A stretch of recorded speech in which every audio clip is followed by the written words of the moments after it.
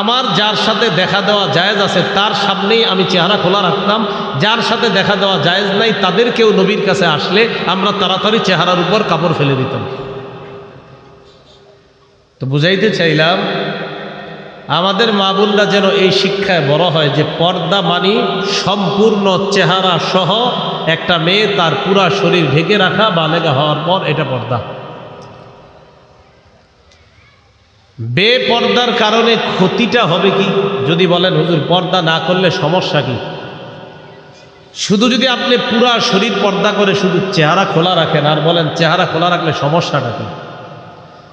আচ্ছা আমাকে বলেন তো আপনারা, যদি কোনো ছেলে কোনো মেয়েকে বিয়ে করতে যায় কি দেখে গিয়ে? তো চেহারা আবার ওইখানে গিয়ে দেখা দরকার কি? রাস্তায় দেখলেই তো হয়ে যায়। আলাদা আনুষ্ঠানিকভাবে মেয়ের বাপের বাড়িতে গিয়ে ছেলে তার চেহারা দেওয়া কেন দরকার? বোঝা যায় সাময়িক সময়ের জন্য একটা ছেলে একটা মেয়েকে বিয়ে করবে বলে ওই মুহূর্তের জন্য চেহারা দেখাটা ইসলাম বৈধ করেছে। ওই মুহূর্ত ছাড়া অন্য সময় চেহারা ঢাকাটাই ফরজ। না তো আর এইভাবে আনুষ্ঠানিকভাবে দেখার দরকার ছিল না। রাস্তায় দেখে বসবে, আব্বারে গিয়ে বলে দিবে আব্বা ওই চা দোকানের সামনে দেখছি একজন, এর বিয়ে করাই দেন, শেষ। বেপর্দার কি ক্ষতি? বেপর্দার এক নাম্বার ক্ষতি, অবিবাহিত ছেলে মেয়ে তাদের মাঝে হারাম সম্পর্ক, আর বিবাহিত যদি কেউ হয় তো তাদের অন্য কারো সাথে কোনো হারাম সম্পর্ক হয়ে যেতে পারে, যেটাকে বাংলায় পরকীয়া বলা হয়। হারাম সম্পর্কে দরজা খুলে যায় বেপর্দার কারণে। বেপর্দার এক নাম্বার ক্ষতি, হারাম সম্পর্কের দরজা খুলে। তখন কি করে ছেলে মেয়ে? যে বিয়ের আগে দুজন দুজনকে 5 বছর চেনা জানা করে নেই, তারপর বিয়ে করব। এটা কি হালাল না হারাম? হারাম। একটা ছেলে এবং একটা মেয়ে কাছাকাছি আসবে, তাদের মাঝে সম্পর্কের একমাত্র পবিত্র বিধানের নাম বিয়ে করা। বলেন সবাই, কি করা? বিয়ে করা। সহিহ বুখারীর 5063 নম্বর হাদিসের বর্ণনা। عن أنس بن مالك رضي الله تعالى عنه قال جاء ثلاثة رهط إلى بيوت أزواج النبي صلى الله عليه وسلم يسألون عن عبادة النبي صلى الله عليه وسلم। নবীজির বিবিদের ঘরের সামনে 3 ব্যক্তি আসছে নবীজির ইবাদত সম্পর্কে জানার জন্য। হাদিসটা মন দিয়ে বুঝবেন। কয় ব্যক্তি? 3 ব্যক্তি আসছে নবীজির ইবাদত সম্পর্কে জানার জন্য। ফালাম্মা উখবিরু কান্নাহুম তাকাদলুহা, যখন এই 3 ব্যক্তিকে নবীজির ইবাদতের ব্যাপারে জানানো হলো, এই 3 ব্যক্তির কাছে নবীর ইবাদত কম মনে হলো। কি মনে হলো? কম। তাদের ধারণা নবীজি সারাক্ষণ ঘরে নফল পড়ে, তাদের ধারণা নবীজি সারাক্ষণ তাহাজ্জুদ পড়ে, নবীজি বিবিদের কাছেই যায় না, এটা ছিল তাদের ধারণা। ফাকালু আইনা নাহনু মিনান নবী সাল্লাল্লাহু আলাইহি ওয়াসাল্লাম ওয়া ক্বাদ গফারাল্লাহু লাহু মা তাকদ্দামা মিন যামবিহি ওয়া মা তাআখার। তারা 3 জন বললেন, কোথায় আমরা, কোথায় আল্লাহর নবী? তার আগে কোনো গুনাহ নাই, পরে কোনো গুনাহ নাই। যদিও থাকতো, যদি থাকতো, নাই যদি থাকতো, আল্লাহ অগ্রিম সব মাফ করে দিছেন। নবীজির এত ইবাদতের দরকার নাই, এটা তাদের বক্তব্য।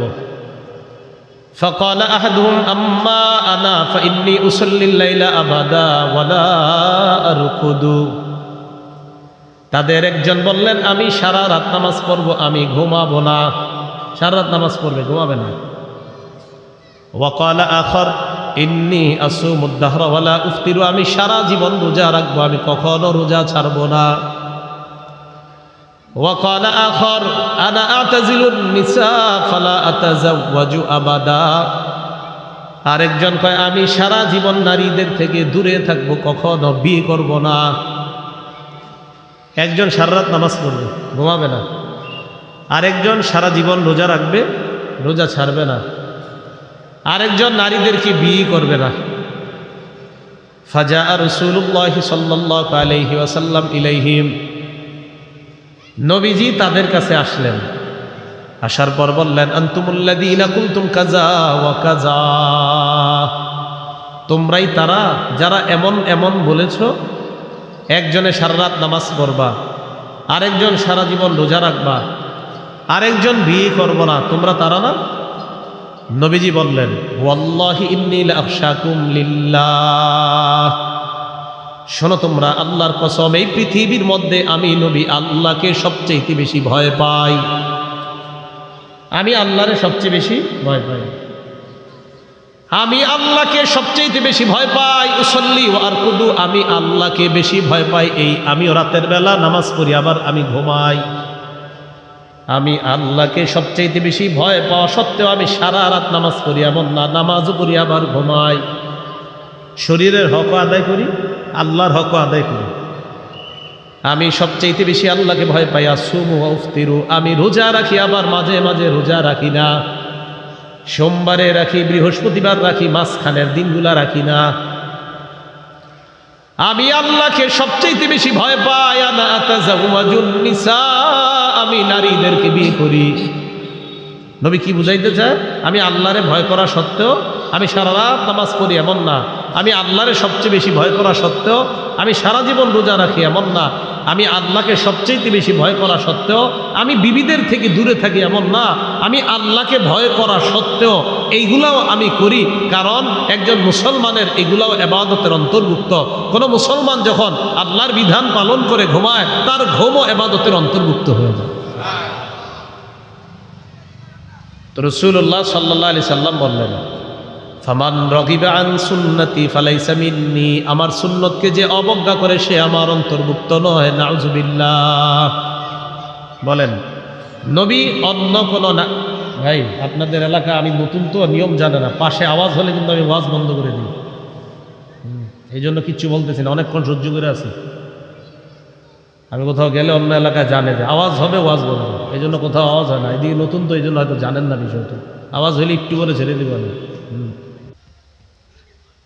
রাসূলুল্লাহ সাল্লাল্লাহু আলাইহি সাল্লাম বললেন যে আমি আল্লাহকে সবচেয়ে বেশি ভয় পাই, আমি বিয়ে করি, যে আমার সুন্নতকে অবজ্ঞা করে সে আমার অন্তর্ভুক্ত নয়। মাহফিলকে মাহফিলের মতো আয়োজন করার চেষ্টা করবেন। আশেপাশে কোনো আওয়াজ হওয়া এটা মাহফিল না। মাহফিল এটা ধর্মীয় আলোচনা, এটা মানুষের হেদায়েতের একটা জায়গা। আশেপাশে আওয়াজ তো মানে ফাইজলামি, তামাশা। এটা তামাশা না, এটা হেদায়েতের জায়গা। হেদায়েতের জায়গার আশেপাশে তামাশা হবে কেন? এই কথাগুলো মাথায়, এটা আমি বলে আসছি বলে এমন না। যেই আসুক, যেই আলোচকই আসেন, এইভাবে আশেপাশে তামাশা হবে এরকম হবে না। কিন্তু এটা মাহফিলের সৌন্দর্যতা না, এটা হেদায়েতের জায়গা তখন আর থাকে না। হেদায়েতের পরিবেশ হেদায়েতের মতো হওয়া দরকার, ঠিক না? জি। এখন বলেন তো, রাসূলুল্লাহ সাল্লাল্লাহু আলাইহি সাল্লাম আমাদের আম্মা জানদের সাথে যে সম্পর্কে আবদ্ধ হয়েছেন একটা বিধানের মাধ্যমে, বিধানটার নাম কি? বিয়ে। কিসের মাধ্যমে? বিয়ে করা। খুব ভালো করে বুঝেন, কাজে লাগবে। সহিহ বুখারীর 5078 নম্বর হাদিসের বর্ণনা। এই হাদিসের বর্ণনাকারী সাহাবিয়া আম্মাজান আয়েশা সিদ্দিকা রাদিয়াল্লাহু তাআলা আনহা। আম্মাজান আয়েশা সিদ্দিকা রাদিয়াল্লাহু তাআলা আনহার বর্ণনা, তিনি বলেন, ক্বালা রাসূলুল্লাহ সাল্লাল্লাহু আলাইহি ওয়াসাল্লাম, নবীজি বলেন, আয়েশা, ইন্নী উরিতুকি ফিল মানাম মাররাতাইন। আয়েশা, তোমাকে বিয়ের আগে স্বপ্ন যোগে আমাকে দুবার দেখানো হয়েছে। আমি তোমাকে বিয়ের আগে স্বপ্নে দুবার দেখছি। আমি দেখলাম ফাইদা রাজুলুন ইয়াহমিলুকি ফি সারাকাতি হারির, আমি দেখলাম এক ব্যক্তি তোমাকে রেশমের কাপড়ে জড়িয়ে কোথায় যেন নিয়ে যায়। ফায়াকুলু হাদিহি ইমরাতুক, আমাকে বললেন এই রেশমের কাপড়ের মধ্যে যে আছে এটাই আপনার বিবি। তো রেশমের কাপড় দিয়ে পেঁচানো, দেখতেছি না। নবীজি বলেন, রেশমের কাপড়টা আমি সরাইলাম, ফাইদা হিয়া আনতি, আমি দেখলাম রেশমের কাপড়ের মধ্যে আয়েশা তোমাকে দেখা যায়। নবী বলেন ফাকুলু ইয়াকুন হাদা মিনাল্লাহ ইউমজি, আমি মনে মনে বললাম এই স্বপ্ন যদি আল্লাহর পক্ষ থেকে হয় অচিরেই আল্লাহ বাস্তবায়ন ঘটাবেন, মানে তোমাকে আমার বিবি বানায়া দিবেন। বলেন তো আম্মাজান আয়েশা সিদ্দিকা রাদিয়াল্লাহু তাআলা আনহার সাথে আল্লাহ রসুলের একটা পবিত্র সম্পর্ক হয়েছে। আম্মাজান আয়েশা আমাদের আম্মাজান হয়েছে একটা পবিত্র বিধানের মাধ্যমে। এটার নাম কি? বিয়ে করা। তাহলে বিয়ে করা এটা হলো ইসলামের পবিত্র বিধান। এই পবিত্র বিধানের মাধ্যমে একটা ছেলে এবং মেয়ের সম্পর্ক হবে। আপনার সন্তান যেন বালেগা হওয়ার আগে থেকে এই মানসিকতায় বড় হয় যে আমার জীবনে হারাম কোনো সম্পর্ক, এটা ইসলামে নিষেধ। সহিহ বুখারীর বর্ণনা 5069 নম্বর হাদিস। আব্দুল্লাহ ইবনে আব্বাস রাদিয়াল্লাহু তাআলা আনহুমার ছাত্রকে আব্দুল্লাহ ইবনে আব্বাস বললেন, ক্বালা লি ইবনে আব্বাস রাদিয়াল্লাহু তাআলা আনহুমা হাল তাযাওয়াজতা। আব্দুল্লাহ ইবনে আব্বাস রাদিয়াল্লাহু তাআলা আনহুমা তার ছাত্রকে বললেন, তুমি বিয়ে করেছো কিনা? ছাত্র জবাব দিলেন, না, এখনো আমি বিয়ে করি নাই। আব্দুল্লাহ ইবনে আব্বাস বললেন, তাযাওয়াজ ফা ইন্না খায়রা হাযিহিল উম্মাহ আকসারুহা নিসাআ। বিয়ে করো, কেননা এই উম্মতের সর্বশ্রেষ্ঠ যেই মানুষটা তার অধিক সংখ্যক বিবি ছিল, আর তুমি এখনো বিয়ে করো নাই। এই উম্মতের সর্বশ্রেষ্ঠ যে মানুষটা তার অধিক সংখ্যক বিবি ছিল, আর তুমি এখনো বিয়ে করো নাই, তাড়াতাড়ি বিয়ে করো। আব্দুল্লাহ ইবনে আব্বাস তার এক ছাত্রকে তার যৌবনের হেফাজতের জন্য একটা সম্পর্ক আবদ্ধ হওয়ার জন্য পরামর্শ দিলেন। বলেন তো কি সম্পর্কটা? মাশাআল্লাহ, তিরমিজি শরীফের 1080 নম্বর হাদিসের বর্ণনা। ক্বালা রাসূলুল্লাহ সাল্লাল্লাহু আলাইহি ওয়াসাল্লাম, নবীজি বলেন, আরবাউন মিন সুনানিল মুরসালিন, সমস্ত রসুলদের সুন্নত 4টা। বলেন সব রসুলদের সুন্নত কয়টা? 1 নম্বর আল হায়া, লজ্জা। 2 নম্বর তাআত্তুর, সুগন্ধি ব্যবহার করা। 3 নম্বর সিওয়াক, মেসওয়াক করা। 4 নম্বর নিকাহ, বিয়ে করা। সব রসুলদের সুন্নত কয়টা?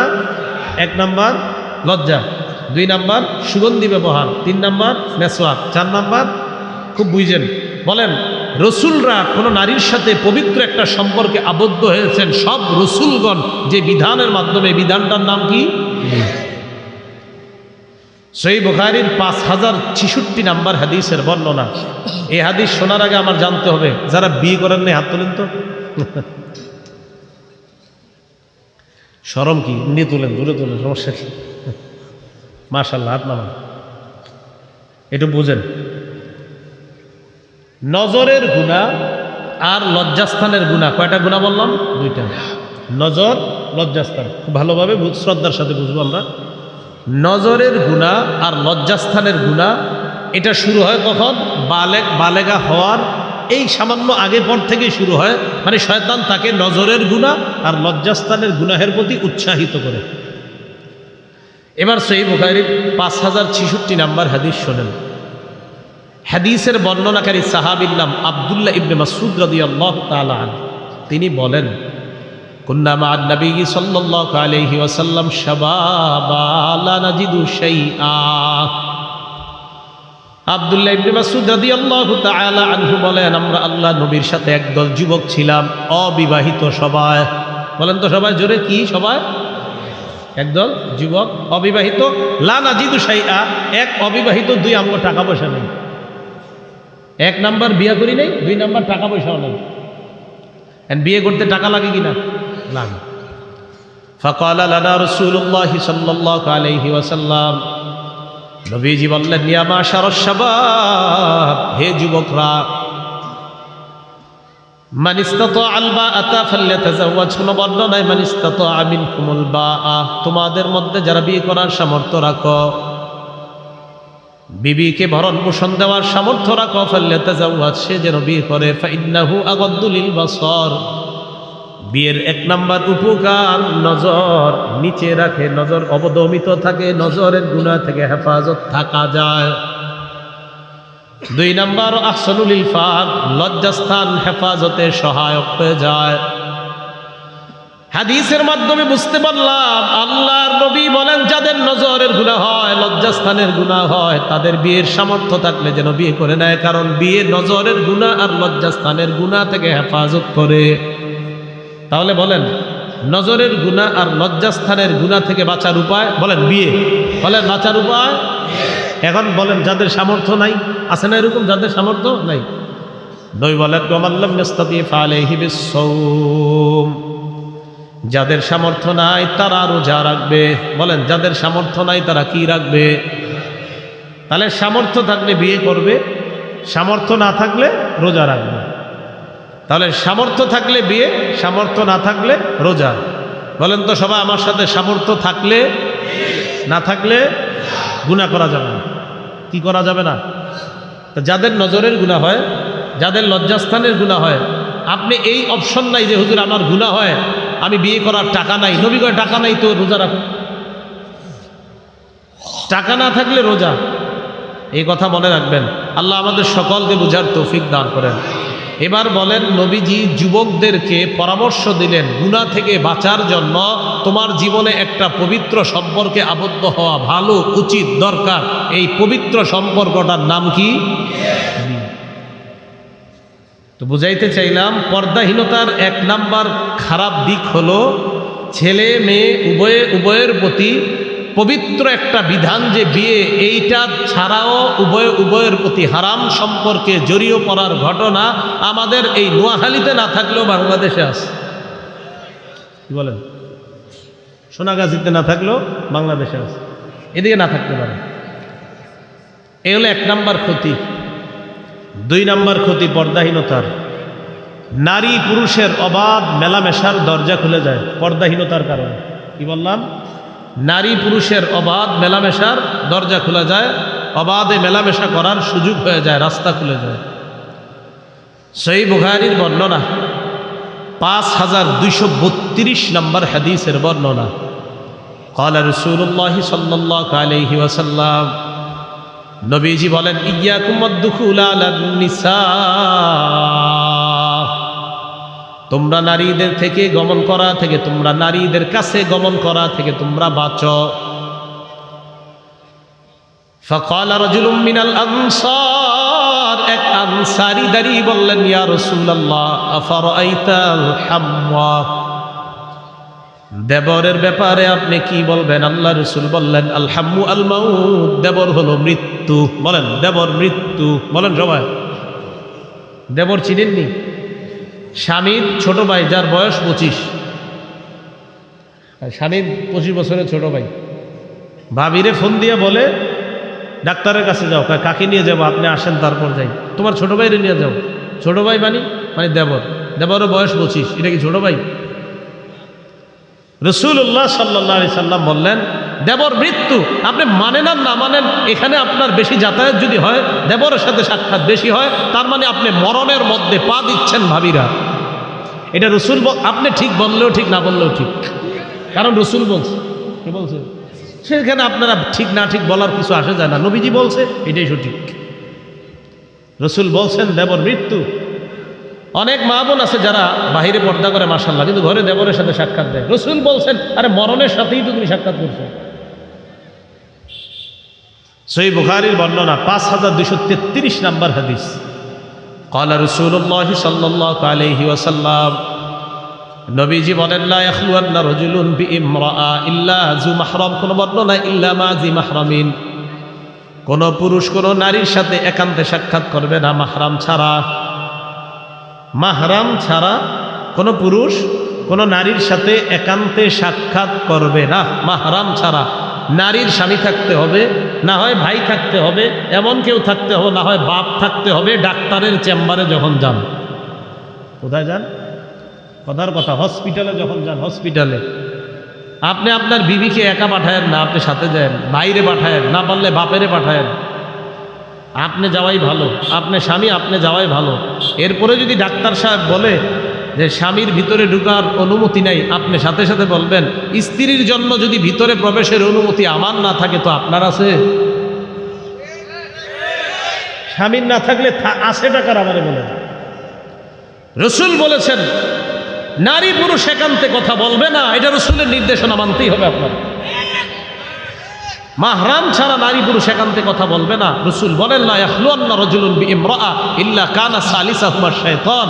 একটা ছেলে, একটা মেয়ে, একটা নারী, একটা পুরুষ যখন একান্তে কথা বলে তাদের মাঝে তৃতীয় জন শয়তান।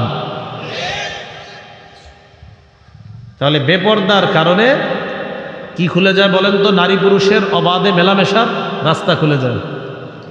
3 নাম্বার ক্ষতি, বেপরদার কারণে অন্য কোনো পুরুষের দৃষ্টি অপব্যবহার করার রাস্তা খুলে যায়। কি ব্যবহার? দৃষ্টির, যেখানে দৃষ্টি রাখা দরকার সেখানে না রাখা, গুনাহের কোথাও রাখার দরজা খুলে যায় বেপরদার কারণে। এটা 3 নাম্বার ক্ষতি। এটা কেমন? একটা পুরুষ তার দৃষ্টি দিয়ে দেখবে মাকে, বোনকে, কন্যাকে, বিবিকে দেখবে, সে তাদেরকে না দেখে যখন অন্য কাউকে দেখবে, এটা তার জন্য হারাম। শুধু হারাম না, রাসূলুল্লাহ সাল্লাল্লাহু আলাইহি সাল্লাম ওই চোখকে বলছে ব্যভিচারী চক্ষু, জিনাকারী চক্ষু বলছে হাদিসে। কি চক্ষু? জিনাকারী চোখ বলছে হাদিসে। আবু দাউদ শরীফের 4173 নম্বর হাদিসের বর্ণনা। قال رسول الله صلى الله عليه وسلم, নবীজি বলেন কুল্লু আইনিন জানিয়া, সকল কুদৃষ্টি জিনাকারী। বলেন সবাই, সকল কুদৃষ্টি জিনাকারী। ওয়াল মারআতু ইযা ইসতাতারাত ফামাররাত বিল মাজলিসি ফাহিয়া কাযা ওয়া কাযা ইয়ানি জানিয়া। নবী বলেন কোন নারী যখন সুগন্ধি ব্যবহার করে অন্য কোনো পুরুষের সামনে দিয়ে যায়, সুগন্ধি ব্যবহার করে যখন কোনো মজলিসের পাশ দিয়ে যায়, 4 জন চা খাইতেছে তাদের সামনে দিয়ে যায়, তাদের নাকের মধ্যে যদি ওই নারীর শরীরের ঘ্রাণ চলে যায়, আল্লাহ নবী বলেন এই নারী এমন এমন, এই নারী ব্যভিচারিণী নারী। রাসূল এই নারীকে ব্যভিচারিণী নারী বললেন। মা বোনরা, আপনার সুগন্ধি আপনার স্বামীর জন্য, এটা অন্য কোনো পুরুষের সামনে আপনি স্প্রে করা, ওই পুরুষের নাকে আপনার সুগন্ধি যাওয়া, রাসূল এই নারীকে ব্যভিচারিণী নারী বলে হাদিসের মধ্যে গণ্য করেছেন। আল্লাহ হেফাজত করে, আল্লাহ আমাদের সমাজকে হেফাজত করে। তাহলে 3 নাম্বার, দৃষ্টি অপব্যবহারের দরজা খুলে দেয়। বিসমিল্লাহ। আল্লাহুম্মা লাকাল হামদু ওয়া লাকাশ শুকর। 4 নাম্বার, বেপরদার কারণে অবৈধ কথা বলার দরজা খুলে যায়। কি কথা বলার? অবৈধ কথা। অবৈধ কথা কি? যার সাথে আপনার কথা বলা হারাম, বেপরদার কারণে তার সাথে এত ঘনিষ্ঠ হয়ে যান, এক পর্যায়ে ঘন্টার পর ঘন্টা সরাসরি হোক, রেস্টুরেন্টে বসে হোক, আর রাতে মোবাইলের আলাপনের মাধ্যমে হোক, হাজার হাজার মিনিট সেকেন্ড নষ্ট হওয়ার নজির এই এলাকায় না থাকলেও পৃথিবীতে আছে। এটা হলো বেপরদার 4 নাম্বার ক্ষতি। এবার রাসূলের হাদিস দেন। আমার রাসূল শ্রেষ্ঠ বিজ্ঞানী, হাদিস শুনলে বুঝবেন। সহিহ বুখারীর 6243 নম্বর হাদিসের বর্ণনা। قال رسول الله صلى الله عليه وسلم, নবীজি বলেন আল আইনানি তাজনিয়ান, 2 চোখ জিনা করে। 2 চোখ জিনা করে। ফাজিনাহুমা আন-নাজ, 2 চোখের জিনা হলো দেখা। যাকে দেখা হারাম তাকে দেখা 2 চোখের জিনা। যাকে দেখা হারাম তাকে, যাকে দেখা হারাম তাকে দেখা, এটা কি? 2 চোখের। সবাই বলেন 2 চোখের। সরাসরি কাউকে দেখা যদি 2 চোখের জিনা হয়, নাটক সিনেমায় তাকে দেখা এটাও কি হবে? জিনা হবে। সরাসরি দেখা এটা চোখের জিনা, নাটক সিনেমায় দেখাও চোখের জিনা। সাবধান, আপনার মোবাইলটা খারাপ কাজে লাগায়েন না, আপনি আপনার জিন্দিগিটা আপনি নষ্ট করেন না, আপনার যৌবনটা আপনি শেষ করে দিয়েন না। অভিভাবকরা একটু সতর্ক হন। চেয়ারম্যান সাহেব আপনাকে বলে দিয়ে আপনার মাধ্যমে এলাকায় নিয়ম করেন, পড়াশোনা করে যে ছেলেরা, এই সন্তানটা যেন যখন তখন মোবাইল ব্যবহার করতে না পারে, এরকম আইন আমাদের দেশে হইলে খুব ভালো হবে। পড়াশোনা করে অন্তত যারা, তাদের নজরদারি করা দরকার। অভিভাবকরা, অভিভাবক মনে করে যে আমার সন্তানটা মনে হয় দরজা লাগায় ভিতরে তাহাজ্জুদ করে, জানেও না সে যে মোবাইলের মাধ্যমে তার জীবনটাই নষ্ট করে দিচ্ছে। এটা অভিভাবকরা জানে না। আরে কত সহজ সরল মানুষ, কত খেটে কত কষ্ট করে সন্তানের জন্য টাকা পয়সা কামাই করে, এই বাপ জানেও না আমার সন্তান কিভাবে শেষ হয়ে যাচ্ছে। তো বলছিলাম 4 নাম্বার কথা বলাটা। সহিহ বুখারীর 6243 নম্বর হাদিস, আল আইনানে তাজনিয়ান, দুই চোখ জিনা করে, ফাজিনাহুমা আন্নাস, দুই চোখের জিনা হলো দেখা। এরপর নবী বলেন ওয়াল উযুনান জিনাহুমা আল ইস্তিমা, দুই কানের জিনা হলো শ্রবণ করা, যার কথা শোনা হারাম তার কথা শ্রবণ করা কানের জিনা। অনর্থক কথা বললেন কোনো প্রয়োজন ছাড়া। হ্যাঁ, প্রয়োজনে তো কথা বলার এটা অধিকার দিছে যতটুকু প্রয়োজন, কিন্তু প্রয়োজন ছাড়া আপনি শুধু শুধু কথা বলা কানের জিনা। ওয়াল লিসান জিনাহু আল কালাম, জিহ্বার জিনা হলো কথা বলা। ওয়াল কলবু ইয়াতামান্না ওয়া ইয়াশতাহি, অন্তরের জিনা হলো কল্পনা করা। অন্য বর্ণনায় ওয়ান নাফসু তামান্না ওয়া তাশতাহি, অন্তর কল্পনা করে, এটা অন্তরের জিনা। ওয়াল ফারজু ইউসাদ্দিকু যালিকা আও ইউকাযযিবু, অন্তরের জিনার পর নবী বলেন লজ্জাস্থান এটাকে বাস্তবে রূপদান করে, নাউযুবিল্লাহ। বেপর্দার 4 নাম্বার ক্ষতি, যার সাথে কথা বলা হারাম, বেপর্দিগির কারণে তার এত কাছাকাছি হয়ে যায়, তখন তার সাথে কথা বলা ডাল ভাতের মতো কোনো ব্যাপার না। ঘন্টার পর ঘন্টা তার পিছনে কথার মাধ্যমে এমবি সহ টাকা পয়সা সব নষ্ট হচ্ছে। এ হলো 4 নাম্বার ক্ষতি। 5 নাম্বার ক্ষতি বেপর্দার, যার শরীরে আমার টাচ করা হারাম, তার শরীরে আমার টাচ হয়ে যাওয়াটা এটা হারাম, এটা হাতের জিনার অন্তর্ভুক্ত হয়ে যায়। মা মাসাত ইয়াদু রাসূলিল্লাহি সাল্লাল্লাহু আলাইহি ওয়াসাল্লাম ইয়াদা ইমরাআতিন কত্তু, আল্লাহ নবীর হাত কোনো নারীর হাত কখনো স্পর্শ করে নাই। নবীজি বলেন ওয়াল্লাহি লা উসাফিহুন নিসা, আমি কোনো নারীর সাথে কখনো মুসাফা করি না। নবী বলেন লা আমাসসু ইয়াদা ইমরাআ, আমি কোনো নারীর হাত কখনো স্পর্শ করি না। ছোট ছোট ভিডিওর মধ্যে দেখবেন অনেকের পায়ের মধ্যে ছেলেও সেজদা দেয়, মেয়েও সেজদা দেয়। যার পায়ে সেজদা দেয় তিনি মাথায় হাত বুলিয়ে দেয়, সাবাস সাবাস সাবাস, মানে উনি খুশি। এটা প্রতারক, এটা সুন্দর হলো না, এটা ইসলামের দুশ্মন, এটা ইসলামের দুশ্মন, ইসলামের সাথে দুশ্মনী করছে। সাবধান, কেউ কোনো নারীর শরীরে স্পর্শ করবে আর সে পীর হয়ে যাবে, আর এইভাবে আপনার বুঝাবে মানুষকে যে ভাই এইভাবে ওইভাবে, আপনার 1-2 ঘন্টা যুক্তি দিবে যে এইভাবে আমাদের সেখানে নারী পুরুষ একসাথে এই সুরতে যাওয়া জায়েজ আছে, আপনারে খালি বুঝাবে। 2 ঘন্টা তার বুঝ শুই না বলবেন আমি সব শুই না বুঝতে পারলাম, আপনার পীর, আপনারা সব ভণ্ড। কোন পীর কোন নারীর শরীরে স্পর্শ করে, এটা পীর হয় কেমনে আমাদের বুঝান? এইটা কিভাবে পীর দিবে বলেন? এটা হালাল না হারাম? হারাম। তাহলে বেপর্দা অবৈধভাবে কোনো নারীর শরীরে স্পর্শ করার দরজা খুলে দেয়, তখন এটা তারা কোনো গুনাহ মনে করে না, এটা হারাম, এটা বেপর্দার 5 নাম্বার ক্ষতি। রাসূলুল্লাহ সাল্লাল্লাহু আলাইহি ওয়াসাল্লাম বলেন, তিরমিজি শরীফের বর্ণনা 1173 নম্বর হাদিসের মধ্যে নবীজি বলেন قال رسول الله صلى الله عليه وسلم المرأة عورة فإذا خرجت استشرفها الشيطان। নবীজি বলেন নারী হলো আবৃত বস্তু, নারী ঢেকে রাখার জিনিস, নারীকে ঢেকে রাখতে হয়। ঢেকে রাখার জিনিসটা যখন ঢাকনা ছাড়া বের হয়, পর্দা ছাড়া বের হয়, ইস্তাশরাফাহা শাইতান, শয়তান এই নারীকে অন্য পুরুষের চোখে আকর্ষণীয় রূপে উপস্থাপন করে দেয়। নাউজুবিল্লাহ। নারী পর্দা করতে হয়, নারী ঢেকে রাখতে হয়। নারী যখন ঢাকনা ছাড়া পর্দা ছাড়া বের হবে, অন্য পুরুষের সামনে শয়তান তাকে আকর্ষণীয় রূপে উপস্থাপন করে দেয়। নাউজুবিল্লাহ। বেপর্দার 6 নাম্বার ক্ষতি, অনেক বিবাহিত নারী আছে, তাদের স্বামী হয়তো প্রবাসে থাকে। কোথায় থাকে? মানে বিদেশে থাকে, অথবা তাদের থেকে দীর্ঘদিন দূরে থাকে। শয়তান কি করে, আপনার যেই নারীর স্বামী দীর্ঘদিন দূরে থাকে, ওই নারীর ব্যাপারে শয়তান অন্য কোনো পুরুষের নজরে অথবা তার দিলে শয়তান কুমন্ত্রণা দিয়ে এই নারীর পর খারাপ কোনো দৃষ্টি দেওয়ার জন্য উদ্বুদ্ধ করে। এটা হলো শয়তানের কাজ। এই জন্য একটা কথা মনে রাখবেন, কোন স্বামী তার স্ত্রীর থেকে দীর্ঘদিন দূরে থাকাটা ওই পুরুষটা এবং এই নারীটা দুজন দুদিক থেকে শয়তান তাদেরকে কোনো না কোনো বিপদের মধ্যে ফেলে দেওয়ার সম্ভাবনা খুব বেশি। বেশি বলেই রাসূল সাল্লাল্লাহু আলাইহি সাল্লাম কি বলে দেখেন, তিরমিজি শরীফের 1172 নম্বর হাদিসের বর্ণনা।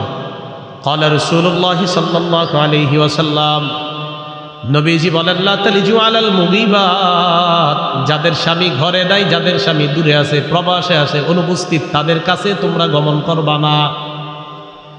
ফাইন্না শাইতান ইয়াজরি মিন আহাদিকুম মাজরাদ দাম, শয়তান তোমাদের রক্ত চলাচল করে যে শিরা উপশিরা যে রগ দিয়া, ওই রগ দিয়ে শয়তান চলতে পারে।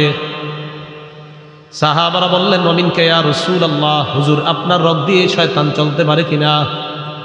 নবীজি বললেন, ওয়ামিন্নি, আমার রক্ত চলাচল করে যেই জায়গা দিয়ে ওই জায়গায় শয়তান চলতে পারে। ওয়ালাকিন্নাল্লাহ আ'আনানি ফাআসলাম, শয়তানের মোকাবেলায় আল্লাহ আমাকে সাহায্য করে, তাই আমি নবী নিরাপদ থেকে যাই। তাহলে শয়তান রগের শিরা উপশিরা, রক্তের শিরা, রক্ত চলাচল করে যেই দাগ দিয়ে, এই জায়গা দিয়ে শয়তান চলে।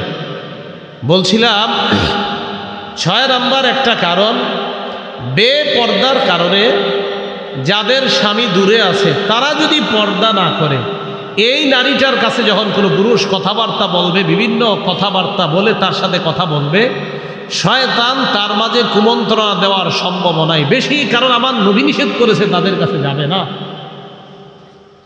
7 নাম্বার, বেপর্দা একটা মেয়ের সাহস এমনভাবে বাড়ায় দেয়, ওই মেয়ে তখন মনে করে আমার যেমনে মন চায়, যেখানে মন চায় আমি সেখানে যাব, কার কি।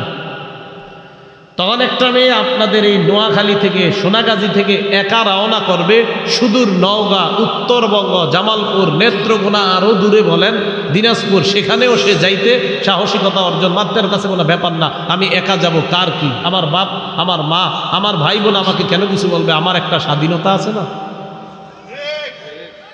বেপর্দার 7 নাম্বার ক্ষতি, সাহসী বানায় দেয় মানে, কিন্তু এই সাহস তারে বিপদে ফেলায়। কি বিপদ? যখন আপনার একা একা সফর করার পর এরপর পেপারের মধ্যে আসে একটি মেয়েকে 4 জন যুবক একা পেয়ে ওই মেয়ের সাথে যা যা করেছে সব পেপারের মধ্যে তখন লেখা হয়। তো সাহসিকতার লাভ হইল কি? মুসলিম শরীফের 3163 নম্বর হাদিসের বর্ণনা। ক্বালা রাসূলুল্লাহ সাল্লাল্লাহু আলাইহি ওয়াসাল্লাম, নবীজি বলেন, লা তুসাফিরিল মারআ ইল্লা মা যি মাহরামিন, কোন নারী মাহরাম ছাড়া সফর করবে না। নবীজি বললেন, নারী মাহরাম ছাড়া সফর করবে না। আমার নবীর নিষেধ মানার মধ্যেই কল্যাণ, আমার নবীর নিষেধ মানার মধ্যেই কল্যাণ। বলেন সবাই, নবীর নিষেধ মানার মধ্যেই, নবীর নিষেধ না মানার মধ্যে হাজারো অকল্যাণ। নবীর নিষেধ মানার মাঝেই কল্যাণ, না মানার মাঝে হাজারো অকল্যাণ, হাজারো বিপদ। মাথা রাখবেন। 8 নাম্বার ক্ষতি বেপর্দার। কোন মেয়ে যখন বেপর্দার পরিবেশে বড় হবে, সে মনে করবে আমার যেই পোশাক মন চায় আমি সেই পোশাক পরবো, এতে কার কি। ভাই বাপ কাউরে কেয়ার করবে না, ভাইয়ের মুখের উপর বলে দিবে আমার জীবন আমার, এতে তুমি কথা বলার, তুমি নাক গলানোর কে। এই জন্য রাসূল সাল্লাল্লাহু আলাইহি সাল্লাম কি বলছে দেখেন, নবীজি কয় 2 শ্রেণীর জাহান্নামীদেরকে আমি দেখি নাই। কয় শ্রেণী? 2 শ্রেণীর জাহান্নামী নবীজি দেখে নাই। হাদিস শোনার পর আপনারা বললেন আপনারা দেখছেন কিনা, কিন্তু নবী দেখে নাই। মুসলিম শরীফের বর্ণনা। ক্বালা রাসূলুল্লাহ সাল্লাল্লাহু আলাইহি ওয়াসাল্লাম, নবীজি বলেন, সিনফানি মিন আহলিন নার লাম আরাহুমা, 2 শ্রেণীর জাহান্নামী আমি দেখি নাই। 1 নাম্বার, কওমুন মাহুম সিয়াতুল কাযনাবিল বাকার, এমন একদল মানুষ যাদের সাথে গরুর লেজের মতো চাবুক থাকবে, ইয়াদরিবুনা বিহান নাস, এই চাবুক দিয়ে, এই লাঠি দিয়ে মানুষের উপর জুলুম করবে, নির্যাতন করবে। এই 1 নাম্বার জাহান্নামী, তাদেরকে আমি দেখি নাই। নবী বলেন আরেক শ্রেণীর জাহান্নামী আমি দেখি নাই, নিসাউন কাসিয়াত আরিয়াত মুমিলাত মাইলাত। আরেক শ্রেণীর জাহান্নামী তারা হলো নারী সম্প্রদায়, যারা এমন পোশাক পরে, পোশাক পরার পরেও তারা অর্ধালুঙ্গ। পোশাক পরার পরেও, আসলে আরিয়াত মানে উলঙ্গ। আরিয়াত মানে কি? আমি অনুবাদ করলাম অর্ধালুঙ্গ, পোশাক একটু তো থাকে, এই জন্য বললাম অর্ধালুঙ্গ। অর্ধালুঙ্গ মানে একদম উলঙ্গের কাছাকাছি, কিন্তু আরিয়াত মানে হলো উলঙ্গ, বিবস্ত্র বলছে নবীজি। মানে এই পোশাক পরা না পরা রাসূল একই বলছেন। তো কেমন পোশাক? মুমিলাত, যেই পোশাকে অন্য পুরুষকে আকৃষ্ট করে, মাইলাত, নিজে অন্য পুরুষের দিকে আকৃষ্ট হয়, রুউসুহুন্না কাসনিমাতিল মুখতিল মাইলা, এই নারীর মাথার চুলের খোপাগুলো এমন দেখলে মনে হবে হেলে পড়া উটের পুজের মতো দেখা যায়। লা ইয়াদখুলুল জান্নাহ, এরা জান্নাতে যাবে না, ওয়ালা ইয়াজিদনা রিহাহা, এরা জান্নাতের ঘ্রাণও পাবে না। বলেন এরা জান্নাতে যাবে না, জান্নাতের ঘ্রাণও পাবে না। রাসূল বলছে এই শ্রেণীর জাহান্নামীদেরকে আমি দেখি নাই, যারা এমন নারী এমন পোশাক পরবে, এমন আটো সাটো ছোট খাটো পোশাক পরবে, যেই পোশাক পরার কারণে নিজেরা অন্য পুরুষকে আকৃষ্ট করে, নিজেও অন্য পুরুষের দিকে আকৃষ্ট হবে। এই শ্রেণীর জাহান্নামীদেরকে আমি দেখি নাই, তবে আমার উম্মত দেখবে। এখন আমরাও অপেক্ষা আছি, ভবিষ্যতে এই জাতি আসবে দুনিয়াতে। এ হলো বেপর্দার ৮ নাম্বার ক্ষতি, যে আমার যেই পোশাক মন চায় আমি সেই পোশাক পরবো, কার কি বলার কিছু থাকবে না। বেপর্দার ৯ নাম্বার ক্ষতি, আমাদের মা বোনরা বিভিন্ন চ্যানেলে বিভিন্ন পোশাক দেখবে আর বলবে, পশ্চিমা অসভ্য পোশাক সে গ্রহণ করবে আর বলবে আমার মন চায় আমি কোন পোশাক পরবো, এতে কারো কোনো নাক গলানোর কিছু নাই। রাসূল বলেন মান তাশাব্বাহা বিকওমিন ফাহুয়া মিনহুম, যে যাদের সাদৃশ্যতা অবলম্বন করবে সে তাদের অন্তর্ভুক্ত হয়ে যাবে, মানে তাদের সাথেই জাহান্নামী হবে। তাদের সাথে কি হবে? আচ্ছা, আমাদের বাঙালিদের চুলের কালার সাধারণত জন্মগতভাবে কি কালো? বাঙালিদের চুলের কালার সাধারণত জন্মগতভাবে, হ্যাঁ কিছু দেশ আছে জন্মগতভাবে লাল হয়, সাদা হয়, কিন্তু আমাদের দেশে কি কালো। এখন আমাদের দেশের কেউ যদি, সাধারণত আমাদের দেশের জন্মগত চুল হলো কালো, এই কালো চুল যদি লাল হয়, আমাদের দাদাদের লাল হইলে আমরা বলি দাদা বুড়া, আর দাদিদের লাল হইলে বলি দাদি উনি বুড়ি হয়ে গেছে, ওনার চুল লাল হয়েছে। আমাদের দেশে কম বয়সী অনেকের মাথার কালো চুল লাল দেখা যায় কিনা? আচ্ছা, আপনারা পুরুষরা যারা এই যারা হাত তুলছেন বিয়ে করেন নাই, আপনি যখন পাত্রী দেখতে যাবেন, যাওয়ার পরে যদি দেখেন এমন কোনো পাত্রী সামনে আসছে যার মাথার চুল লাল, তখন আপনি তাকে বলবেন দাদি আপনার নাতনি কোথায়? কি বলবেন? দাদি আপনার। তো পাশে যে থাকবে উনি বলবে পাত্রী তো উনি, আপনি বলবেন ও আচ্ছা আমি আসলে ভুল হয়ে গেছে, আমার দাদিরও চুল লাল, আমি ভাবছি ওনার চুল তো লাল, সেজন্য ভাবছিলাম এটা পাত্রীর দাদি। শরম লজ্জা থাকলে আর জীবনে চুল কালার করবে না। তাহলে রাসূলুল্লাহ সাল্লাল্লাহু আলাইহি সাল্লাম বললেন মান তাশাব্বাহা বিকওমিন ফাহুয়া মিনহুম, যে যাদের সাদৃশ্যতা অবলম্বন করবে সে তাদের অন্তর্ভুক্ত হয়ে যায়। আল্লাহ হেফাজত করেন।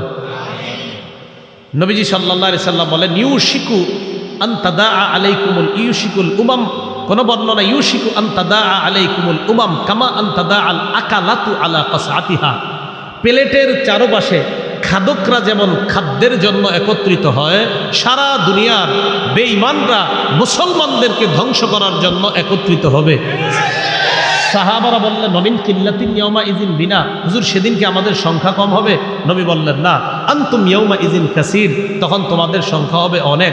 ওয়ালাকিন্নাকুম তাকুনুনা গুসাআন কাগুসাইস সাইল, তবে তোমরা হয়ে যাবে প্লাবনে ভেসে যাওয়া খড়কুটার মতো তোমরা হবে। 2 কারণে। কয় কারণে? বলেন সংখ্যা আমাদের কম হবে না বেশি? কিন্তু 2 কারণে আমরা প্লাবনে ভেসে যাওয়া খড়কুটার মতো হব। 1 হুব্বুদ দুনিয়া, দুনিয়ার ভালোবাসা। 2 কারাহিয়াতুল মাউত, মৃত্যুর প্রতি অনীহা। দুনিয়ার ভালোবাসা ঢুকলে নারী পুরুষ যে মন চায় এইভাবেই চলবে, কোনো কেয়ার করবে না, কারণ তার মৃত্যুর কোনো ভয় নাই, মৃত্যুর চিন্তা থাকবে না। নবী কয় সংখ্যা বেশি হলেও যখন তোমার মাঝে ঢুকে যাবে আমার যেমনে মন চায় দুনিয়াতে এমনি চলবো, মৃত্যুর কথা শুনলে বলবে না না না না এটা ঘৃণিত জিনিস, মৃত্যুর প্রতি অনীহা, সে মরতেই চায় না, দুনিয়াতে নিজের মতো চলতে যায়। রাসূল বলেন এই 2 অবস্থা যখন আসবে তখন বুঝতে হবে তোমাদের সংখ্যা বেশি হওয়া সত্ত্বেও তখন তোমরা প্লাবনে ভেসে যাওয়া খড়কুটার মতো হয়ে যাবে। রাসূল বলছে এই যুগটা আসবে। আপনারা বলেন তো, নবী বলছে আসবে, আপনারা বলেন আসবে না এসে গেছে? এসে গেছে। বলছিলাম বেপর্দার কারণে কি ক্ষতি? বলেন ছেলে কার নেয়ামত, মেয়ে কার নেয়ামত? মেয়ে হইলে চেহারা কালো করা যাবে? আবার মেয়েটাকে লালন পালন করতে হবে সভ্যভাবে, ইসলামী কৃষ্টি কালচারে, যেন এই মেয়েটার বেপর্দা আমাদের সমাজ আমাদের সমাজের আলোকিত যুবকরা যেন নষ্টের কারণ না হয়। আপনাদের এই এলাকার চেয়ারম্যান সাহেব মাশাআল্লাহ, ওনার ব্যাপারে শুনছি উনি যথেষ্ট সহযোগিতা করেছে এই মাহফিল করার জন্য এবং আন্তরিকতার সাথে উনি চেষ্টা মেহনত করে এরপরে অনুমতির ব্যবস্থা করে দিয়েছেন। আমি দোয়া করব, সবাই দোয়া করবেন ওনার মাধ্যমে যেন ভবিষ্যতে আপনারা এই জাতীয় দ্বীনি প্রোগ্রাম আরও বেশি করাইতে পারেন, আল্লাহ তৌফিক দান করেন। এবং ওনার মাধ্যমে আরেকটা আবেদন, এই এলাকাটা যেন এমন একটা সভ্য আদর্শ আলোকিত একটা সমাজ যেন উনি সহ আপনারা সবাই মিলে মিশে ছোট বড় গঠন করতে পারেন, আল্লাহ তৌফিক দান করেন। সামনে যারা আছেন 2 হাত তোলেন জোরে, এইভাবে টান টান করে নামায়ের নামি না বলা পর্যন্ত। তুলছেন না? তোলেন নাই তো? তুলছেন? আরে তুইলে জিও কইতে শরম করে তুলছেন তো এটা জিটা প্রথমবার বললে কি তুলছেন এইভাবে? এতক্ষণ যে আমি বয়ান করলাম আপনাদের কি কিছু মনে হয় যে শিখছেন? এইটাও জোরে বলেন, শিখছেন? সেই শিক্ষার দাবি নিয়ে বলছি, হাত হাত এভাবে টান টান রাখেন। সেই শিক্ষার দাবি নিয়ে আমি আপনাদেরকে একটা দাবি জানাবো। দাবিটা ইনশাল্লাহ পালন করবেন তো সবাই? সবাই বলেন, জোরে বলেন, আরো জোরে। তাহলে কিছু শিখছেন, এটা হলো দাবি। না না, হাত হাত নামানো যাবে না, মাঝখানে অনেকে নামাই ফেলতেছে। দাবিটা মানার মতো, এরকম না যে এটা মানা যাবে না। মানবেন তো ইনশাল্লাহ? এই আমি এখন উঠে যাওয়ার পর কেউ উঠবেন না, হাত তুলবেন, কেউ উঠবেন না, ঠিক আছে তো ইনশাল্লাহ? জি, মুসাফার জন্য না, কেউ উঠবেন না, আলোচক বলবে, আলোচনা করবে। আপনাদের সাথে যেন জান্নাতে আবার দেখা হয় এই প্রত্যাশায়। আসসালামু আলাইকুম রহমতুল্লাহি ওয়া বারাকাতুহু।